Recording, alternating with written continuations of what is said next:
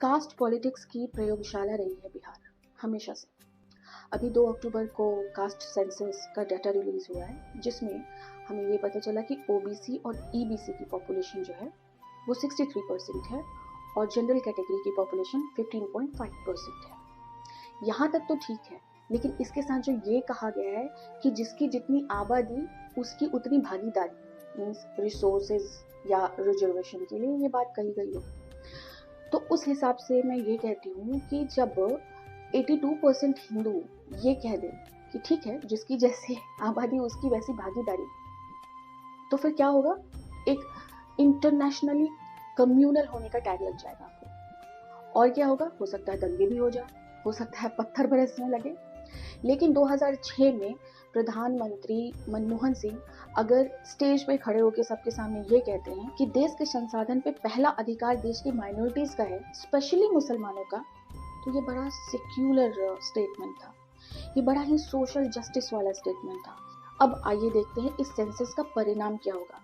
कायस्थ जाति, जिनको कि ये तगमा मिला हुआ है कि दे आर अपर कास्ट, उनकी पॉपुलेशन 0.6% है। अब अगर किसी सरकारी नौकरी की वैकेंसी निकलती है जिसमें 100 सीट्स होंगी, तो उसमें इनकी भागीदारी क्या होगी? 0%, क्योंकि 1% से कम है, तो इनकी भागीदारी ऑलमोस्ट 0 है। अब अगर कोई लोअर कास्ट वाले, एसटी एससी वाले बहुत खुश हो रहे होंगे, तो उनमें भी मैं बता दूं कि जैसे नोनिया है 1.9% और क्षत्रिय ये राजपूत है 3.5%, तो भागीदारी तो राजपूतों की ज़्यादा हुई ना। इसीलिए इवन लोअर कास्ट में जो एसटी एससी में अगर किसी की भागीदारी, आई मीन किसी की आबादी 5% से कम है, तो वो भी कोई खास फायदे में नहीं है। और मुझे तो लगता है जिनकी पॉपुलेशन 1% से कम है उनको बिहार ही छोड़ देना चाहिए, क्योंकि रिजर्वेशन सिर्फ नौकरियों में नहीं आएगा, स्कूल कॉलेज के एडमिशन में भी तो आएगा।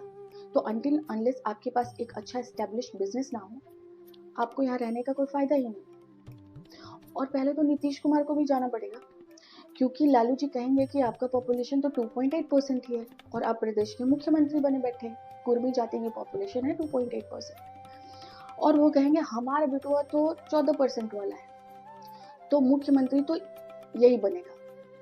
फिर जो फाइनेंस मिनिस्टर है अब्दुल बारी सिद्दीकी, वो कहेंगे कि हम तो 19% है, तो सरकार तो हमारी बननी चाहिए और हमारी तो पॉपुलेशन की प्रॉब्लम भी नहीं होगी, हम तो 5 साल में 30% भी हो सकते हैं, 35% भी हो सकते हैं।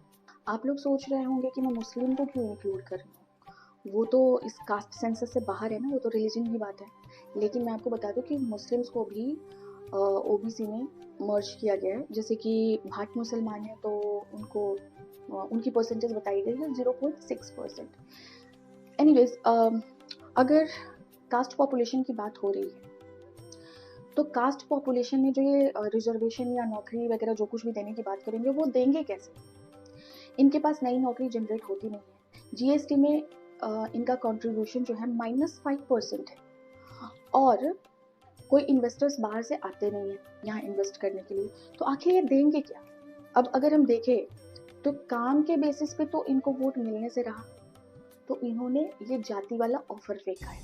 भीमराव अंबेडकर ने एक बुक लिखी थी, एनिहिलेशन ऑफ कास्ट, जिसमें उनका मोटिव ये था कि जो ये कास्ट सिस्टम की हायरार्की है, upper caste to lower caste, इसको खत्म किया जाए। हर्बर्ट होप रिस्ले ने 1901 में ब्रिटिश इंडिया कास्ट सेंसस में ये डिसाइड किया था कि अपर कास्ट कौन होगा और लोअर कास्ट कौन होगा, और लगभग 4000 प्लस जातियां इंट्रोड्यूस की गई थी। इसी कास्ट वाली हायरार्की को भीमराव अंबेडकर खत्म करना चाहते थे, क्योंकि भीमराव अंबेडकर कभी भी कास्ट पॉलिटिक्स नहीं करते थे, वो रिफॉर्मेशन चाहते थे, समाज में सुधार चाहते थे। और जिसने कास्ट पॉलिटिक्स की, जैसे कि जोगेंद्र नाथ मंडल की बात कर ले, जो पाकिस्तान के फर्स्ट लॉ मिनिस्टर थे, उनके बारे में मैंने अपने पहले वाले वीडियो में बताया हुआ है।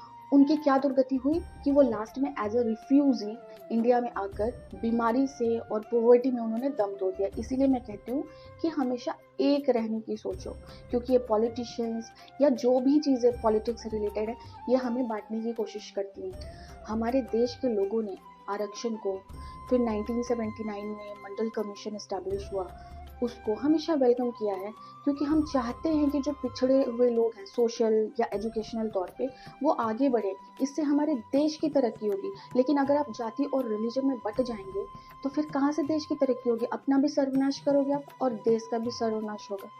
70 साल से ऊपर हो गए। जो लोअर कास्ट है, मतलब बैकवर्ड कास्ट, माइनॉरिटीज, इनके लिए सरकार डिफरेंट डिफरेंट योजनाएं सुविधाएं देती रहती है।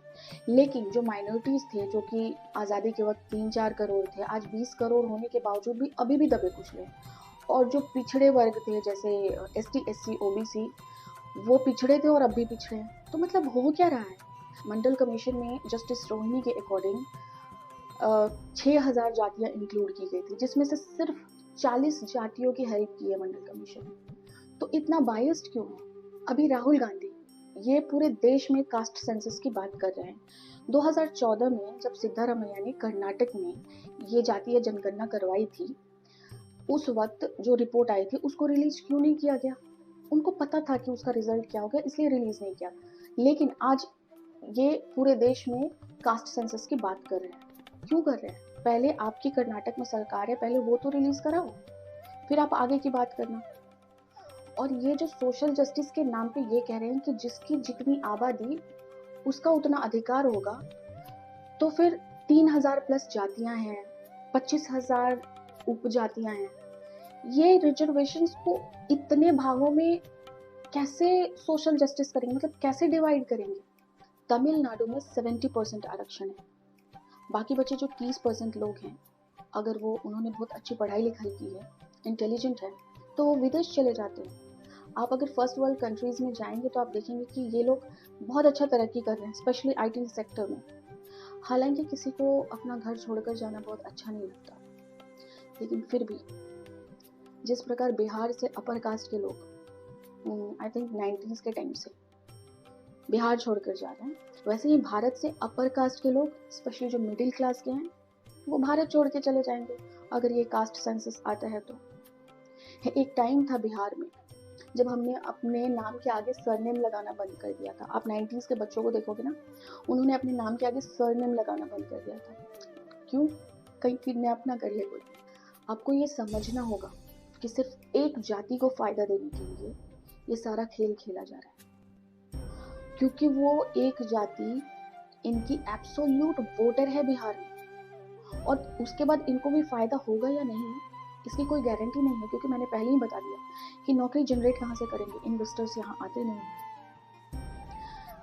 और अगर ST SC और OBC के लोग सोच रहे हैं कि उन्हें बहुत फायदा होगा, तो अपना परसेंटेज देख लो भाई, कि आपकी पॉपुलेशन का परसेंटेज क्या है, उस हिसाब से आपको कितना फायदा होगा। मुझे तो नहीं दिख रहा। और जिस एक जाति को खुश करने के लिए ये लोग ऐसा कर रहे हैं, उस जाति का एक और सबसे बड़ा नुकसान पता है क्या होगा? आप खुद सोचिए, अगर समाज का बाकी वर्ग ये सोचे कि आपने उनका हक मारा है, तो क्या वो आपसे प्यार करेंगे? नफरत ही करेंगे। और इसका रिजल्ट क्या होगा? हो सकता है इस नफरत का रिजल्ट बहुत बुरा हो, आप और बट जाएं, और उस बटने का फायदा कोई और उठाए और आप घाटे में जाते जाएं। पहले रिजर्वेशन जो था वो कास्ट बेसिस पे मिलता था, जो लोग सोशली पिछड़े हुए लोग हैं, एजुकेशनली पिछड़े हुए लोग हैं, और सुविधाएं जो थी वो पॉपुलेशन लाइक माइनॉरिटीज़ के बेसिस पे मिलती थी। लेकिन अब जब ये कास्ट सेंसस लागू होगा, तो जो लोग अल्पसंख्यक होंगे, जैसे कि ब्राह्मण, राजपूत, इवन नोनिया, तो क्या इन लोगों को कुछ स्पेशल सुविधाएं मिलेंगी? एब्सोल्युटली नॉट, बिल्कुल नहीं मिलेंगी। समाज जितना जाति और धर्म में बटेगा, उतना ही इन नेताओं को और इनके फैमिली को फायदा होगा, हमारा सिर्फ नुकसान होगा। इसलिए हम लोगों को ये जातिगत भेदभाव मिटाना होगा, अपर कास्ट लोअर कास्ट के बैरियर को खत्म करना होगा। रिजर्वेशन जो है, आरक्षण जो है, वो जातिगत आधार पर ना होकर किसी डिसेबिलिटी या फाइनेंशियल बेसिस पे होना चाहिए। रिलीजन, धर्म आपका पर्सनल होना चाहिए, और रिलीजन से ऊपर राष्ट्र होना चाहिए। जय हिंद, जय श्री राम।